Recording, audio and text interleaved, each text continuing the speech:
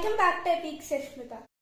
మనం ముందు వీడియోలో చెప్పుకున్నట్టు ఆ విధంగా ఔర్వుడు కృతబీజులకు వారి చూపును తిరిగి ప్రసాదిస్తారు.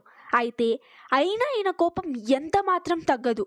దాంతో ఈయన దేవుళ్లకు తపస్సు చేసి వారిని చంపడానికి వరం పొందాలి అనుకుంటాడు.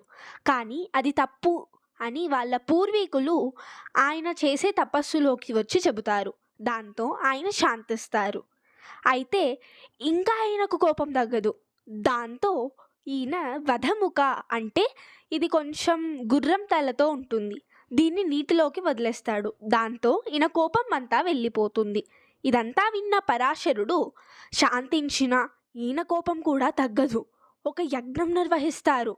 దాంతో రాక్షసులందరినీ చంపవచ్చు అని. అయితే అక్కడికి వచ్చిన ఇద్దరు ఋషులు దాన్ని ఆపేపిస్తారు.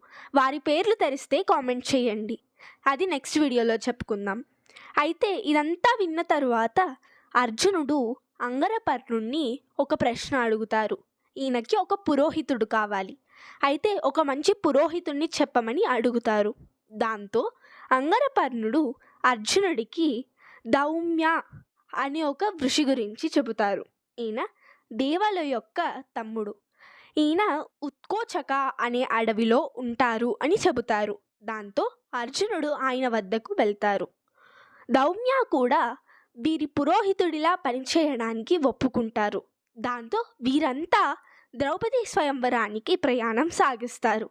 దీని తర్వాత ఏం జరిగిందో తెలుసుకోవాలి అంటే నెక్స్ట్ వీడియో చూడండి. ఇలాంటి మరిన్ని వీడియోస్ కావాలి అంటే please like, share and subscribe. Thank you.